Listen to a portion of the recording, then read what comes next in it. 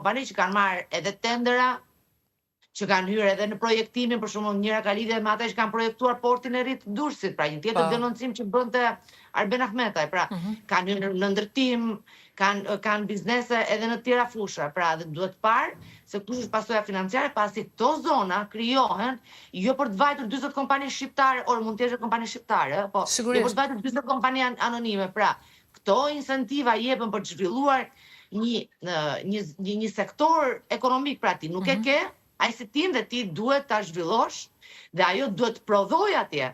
Pra do t'japi produktin teknologjik, pra nuk është thjesht që ti do të regjistrosh shërbimet që bën te Akshi, e kupton? Pra se gjithë kompania vende punë që kanë janë marrin tendera te Akshi, apo të bëjnë cross check me njëri tjetrin. Pra e merr ti, ma nën kontrakto mua, e marr unë po të nën kontraktoj ty. Dhe gjithë në bashkë shkojmë blejmë çokolata, e kupton? Po e njëjta gjë me korporatën e investimeve që nuk ka një projekt të vetin. Unë s'kam parë një projekt të vetin korporatës investimeve që nga krijimi. Korporata e investimeve në atë që është krijuar dhe po merr të gjithë pronat publike, pra tokat, vendet më të lakmuar, pra po merr edhe pallatin e brigadave, po merr edhe pallatin e kongreseve, po merr edhe stadiume. Edhe shtëpinë e fëmijës, po, ma kujtoj Tela. Patjetër se është një zonë shumë e lakmuar, pra nuk janë kthyer në investime për të prodhuar diçka.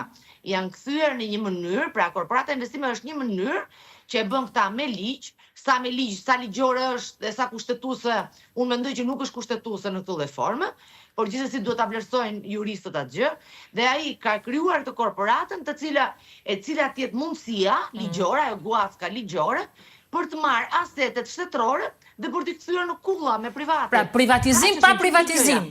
Privatizim pa privatizim. Privatizim ajo, dëgjoj, disi janë bërë këta, sepse duhet në fakt do të shohim dhe gjitha kontratat, dhe duhet të shohim dhe me sa përqind, se për shkak nëse ti shkon treg sot, në këto tokat që janë mes Tiranës, nuk ka pronar që ta jep pa 40%. Sigurisht. Pra, te kjo kulla që bëhet dhe do të marrim 40% të si pronar të tokës publike.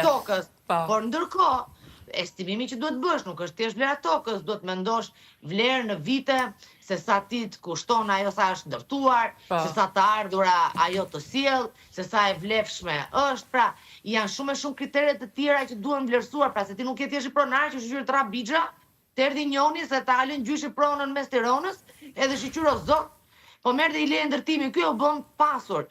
Shteti nuk ka nevojë për këto gjëra, pra kur ti krijon korporatat e investimeve, ti krijon për të zhvilluar dhe për të hyrë në një bashkëpunim me privatin, për të krijuar shteti atë lloj forme investimi, ose dhe për të orientuar shteti investimet në fusha të caktuara, pra për unë të facilitoj të jap dhe tokën për të krijuar jo kull, se kull e betona gjithë Tirana. Vlerë të shtuar në ekonomi, pik.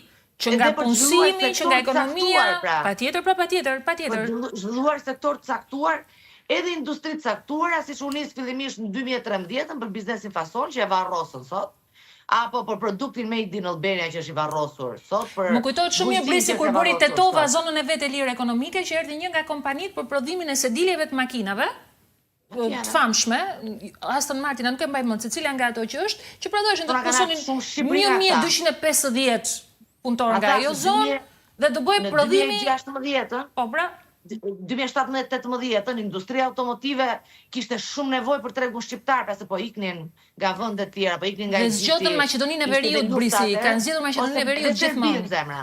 Edhe Serbinë dashur, edhe Serbia nuk ka diskutim. Sepse ne, edhe një tek pull që kanë Jurën, që ka qenë 8 muaj luftë e jetës time për ta sjellë në Shqipëri, nuk i bën të fundit, nuk di domethënë që të toka shtetërore që ti po e çoje që të punësonte gra sepse merrnin nga mosha të caktuara që ishte shumë e nevojshme, i nxorën pronarin. Nuk firmosën VKM-ja se i nxorën pronar. Brisi, se je pak këtu tek kompanitë e prodhimit Made in Albania. Kam edhe një pyetje sepse nuk patëm kohë ta trajtonim edhe kur kishim analizën post Ahmetaj. Në fakt, ma vendos pak deklaratën e